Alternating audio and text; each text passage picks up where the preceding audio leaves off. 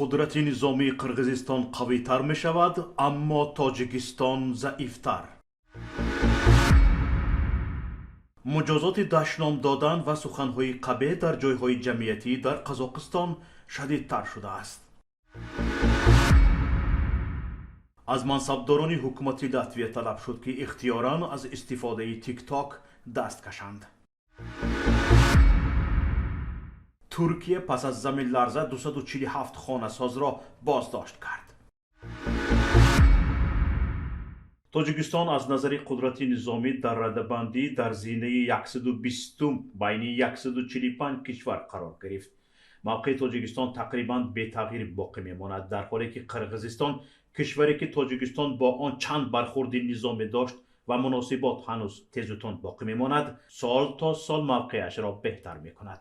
متخصصان این رده‌بندی 60 عامل مختلف از جمله سطح بودجه دفاعی، شماره ارتش، تعداد تانک ها، هواپیماها، چرخبالها و دیگر تجهیزات نظامی، دسترسی به منابع نفت، انگیش سنگ و غیره را که بر توان رزمی ارتش تاثیر میگذارد ارزیابی کرده‌اند. در همین حال عامل وجود سلاح‌های هسته‌ای در نظر گرفته نشده است. 5 کشوری که بالاترین سطح قدرت نظامی را دارند آمریکا، روسیه، چین، هند و بریتانیا هستند. رده‌بندی با سومالی، مولداوا و بنین و بوتان خاتمه می‌یابد. بین کشورهای آسیای میانه تاجیکستان ضعیفترین ارتش را دارد و بین کشورهای سابق شوروی نیز تنها مولداوا در زینه پایینتر از تاجیکستان قرار گرفته است. با در نظر داشت اینکه مولداوا در تهدید حمله روسیه قرار گرفته و کشورهای غرب در حال بررسی کمک به این کشور هستند، بعید نیست در رده‌بندی آینده این کشور نیز از تاجیکستان پیش گذرد.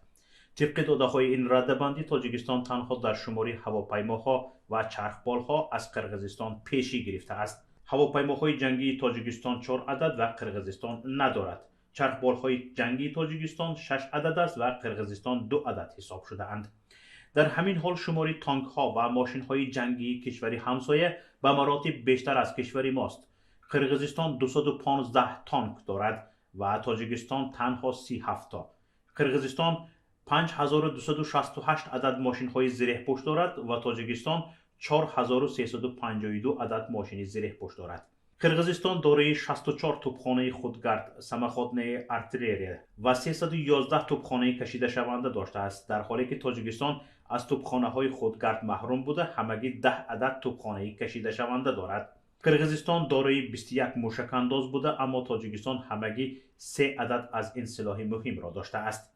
و بالاخره با وجودی 1.5 برابر بیشتر بودن اهالی تاجیکستان، بودجه نظامی کشوری همسایه 26 میلیون دلار یا نزدیک 30% بیشتر از بودجه نظامی کشوری ماست.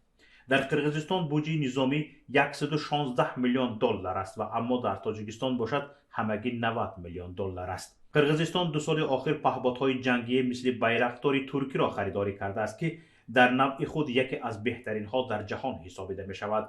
2 سال قبل قرغیزستان از روسیه 120 ماشین زره پوش تیگر نیز خریداری کرده بود. در همین حال تاجیکستان با وجود چند تجاوز نظامی از جانب کشوری همسایه کمترین اقدام برای افزایش قدرت نظامی نکرده است.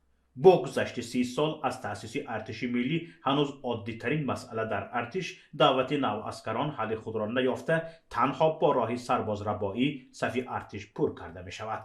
در اکثر حالت جوانان از طرف کمیسریت های حربی ابلهه می شوند که دارای بیماری های گوناگون هستند و تنها بنابر گریخته نتوانستند